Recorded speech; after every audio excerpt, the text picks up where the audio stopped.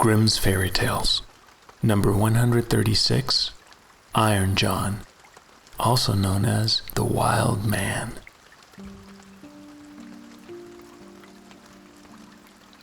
Once upon a time there lived a king whose palace was close to a wild forest. One day the king sent out a huntsman to shoot him a deer, but the huntsman never returned. The next day the king sent out 2 more huntsmen to search for the first, but they didn't return either.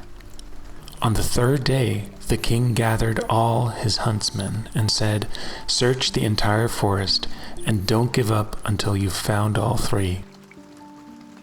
But of these also none returned, and neither did the pack of hounds they had taken with them. From that time forth, no one would ever venture into the forest again. It lay there in deep stillness and solitude for many, many years. Until one day, a traveling huntsman came to the king and offered to venture into the forest. The king declined and said, "The forest is a very dangerous place. I fear you will never return." But the huntsman insisted.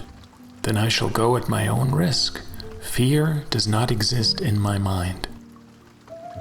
And so he went into the forest, joined only by his dog. It was not long before the dog encountered some deer and wanted to pursue them, but hardly had the dog run 2 steps when it stood before a deep pond and could go no further. Suddenly, an arm stretched out of the water, grabbed the dog, and pulled it under. When the huntsman saw this, he went back and fetched 3 more men to come with buckets and bail out the pond. When they could see the bottom, there lay a wild man whose body was brown like rusty iron and whose hair hung over his face down to his knees. They tied him with rope and brought him to the castle. There was great astonishment over the wild man. The king, however, had him put in an iron cage in his courtyard and forbade the door to be opened on pain of death, and the queen herself was to take the key into her keeping. From this time forth, everyone could go again into the forest in safety. Now the king had a son of 8 years who was once playing in the courtyard, and while he was playing, his golden ball fell into the cage. The boy ran over and said, "Give me my ball." "Not unless you open the door for me," answered the man. "No," said the boy, "I can't do that. The king has forbidden it," and he ran away. The next day he went again and asked for his ball, and again the wild man would say, "Open my door," but the boy refused. On the 3rd day the king had gone out hunting, and the boy went once more. He told the wild man, "I cannot open the door even if I wished, for I don't have the key." The wild man replied, "It lies under your mother's pillow." The boy, who wanted to have his ball back, finally threw caution to the wind and brought the key. The door opened with difficulty, and the boy pinched his fingers. When it was open, the wild man stepped out, gave him the golden ball, and hurried away. The boy had become afraid. He called and cried after him, "Oh, wild man, do not go away, or I shall be beaten." The wild man came back, lifted the boy up, took him over his shoulder, and carried him off into the forest.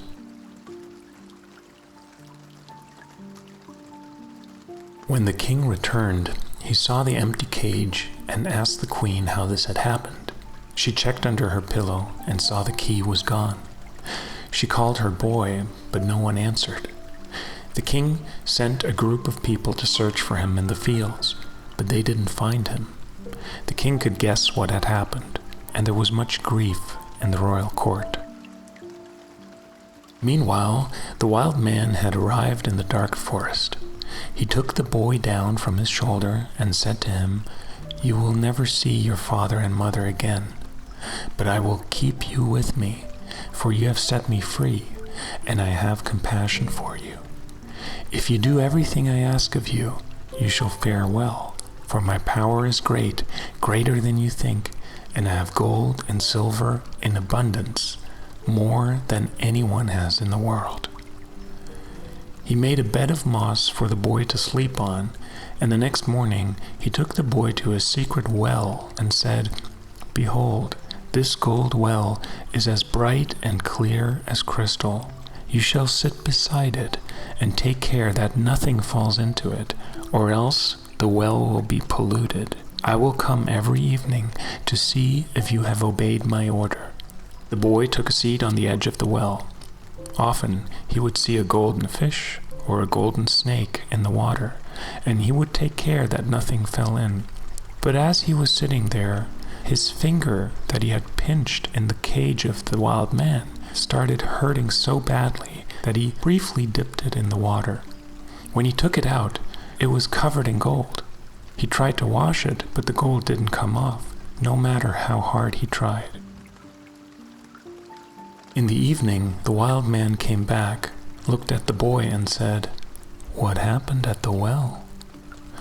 "Nothing, nothing," the boy answered, and held his finger behind his back. But the wild man said, "You have dipped your finger into the water. This time it may pass, but take care you do not again let anything drop into the well." By daybreak, the boy was already sitting by the well and guarding it. His finger hurt again, but he wouldn't dip it into the water this time.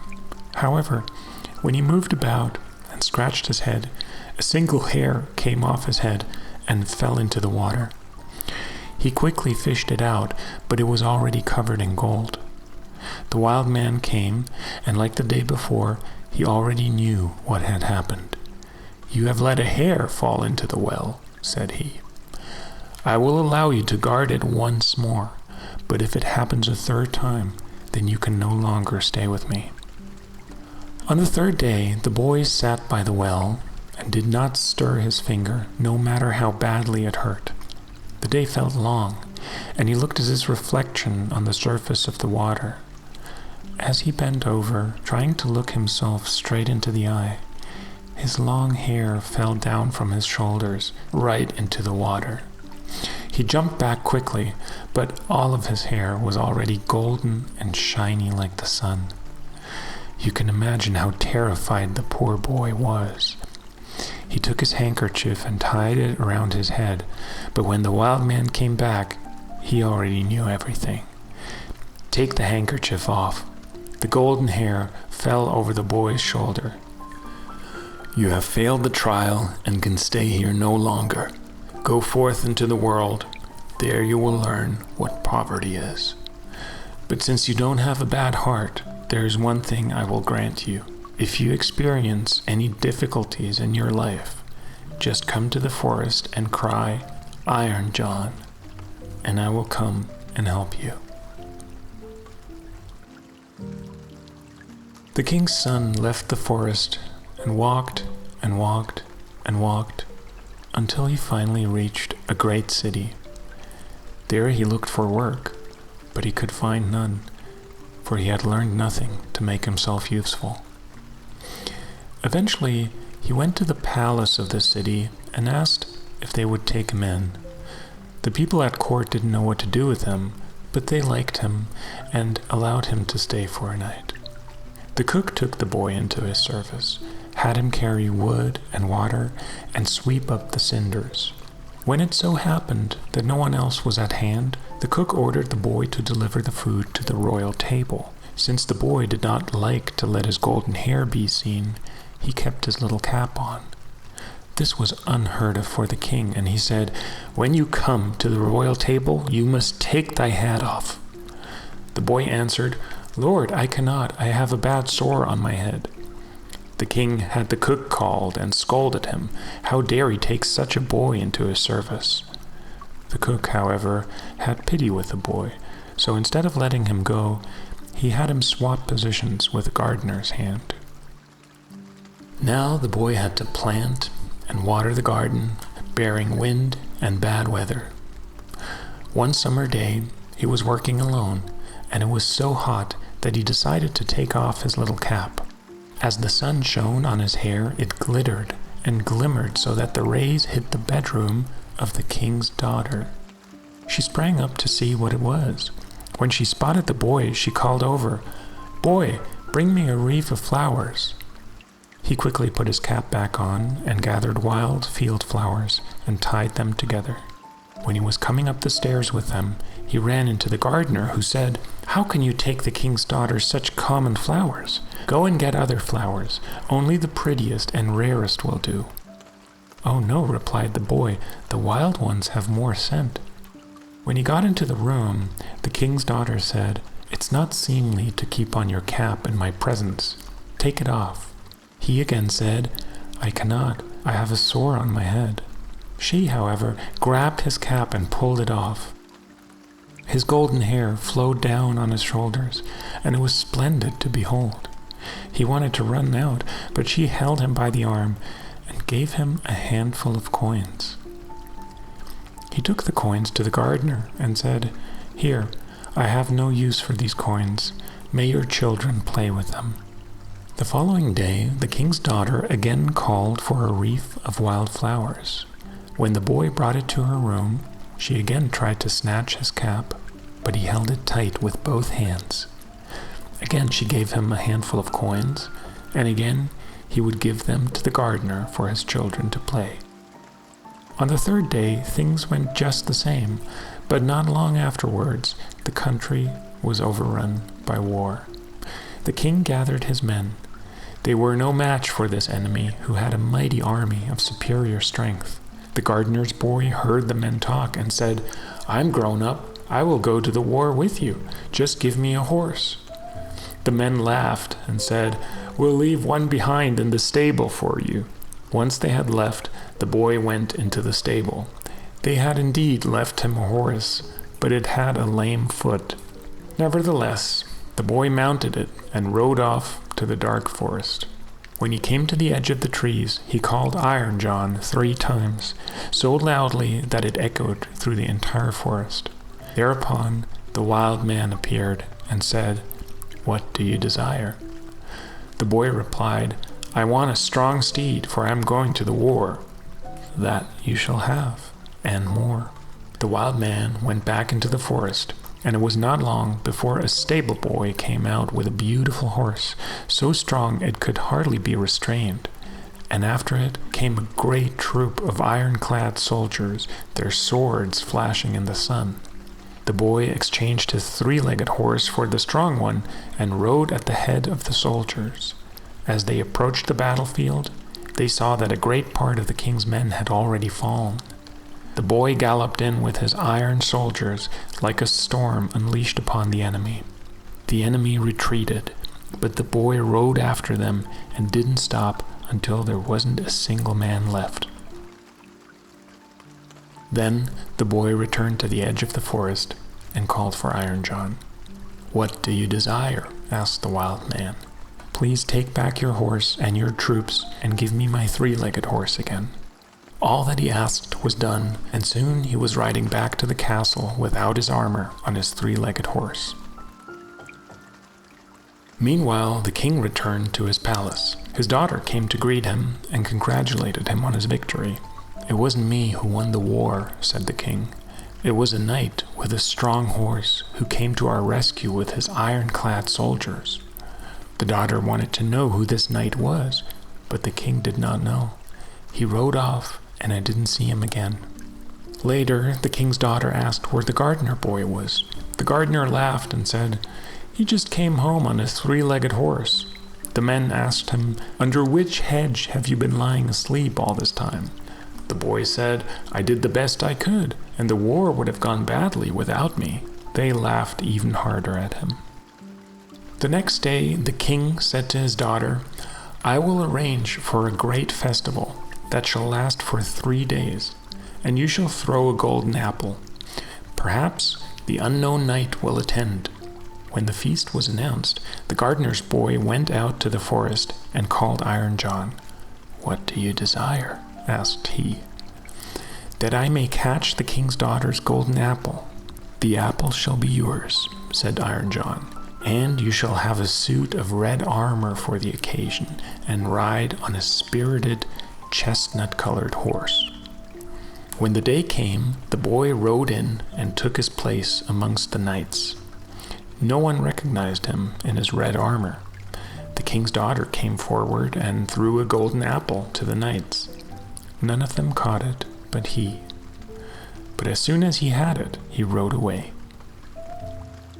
On the second day of the feast, Iron John bestowed the boy with a white horse and a suit of white armor. Again, the boy was the only one who caught the apple, and again he rode off with it immediately. The king grew angry and said, "This is against the rules. He must show himself and tell me his name." He gave the order that if the knight should ride off one more time, his men must pursue him and bring him back with force if needed. On the third day, Iron John gave the boy a black horse and a suit of black armor. Again, he caught the apple, and when he rode off with it, he was indeed pursued by the king's men. One of them got close and injured the boy's leg with the tip of his sword. The boy's horse galloped so violently that his helmet fell off. The boy's helmet fell off. The king's men saw his golden hair and reported this to the king.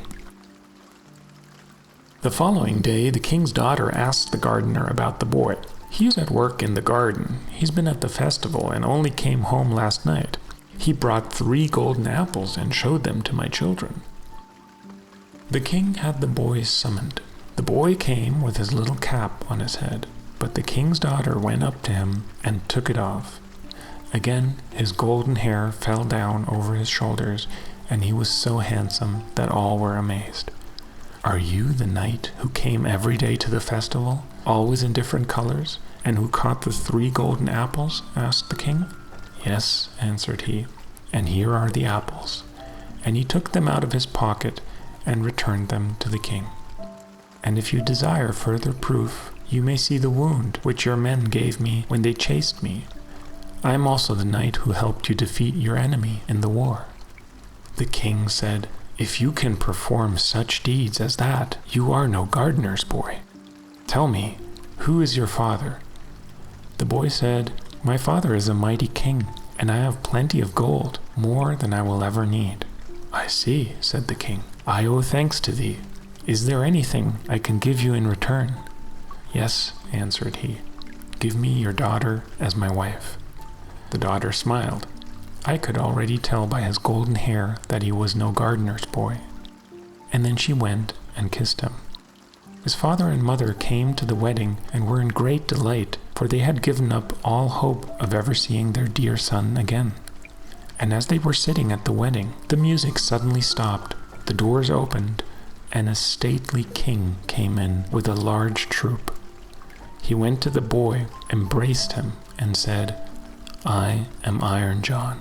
You set me free and thereby broke the curse that had turned me into a wild man. All treasures I possess shall be your property." The end.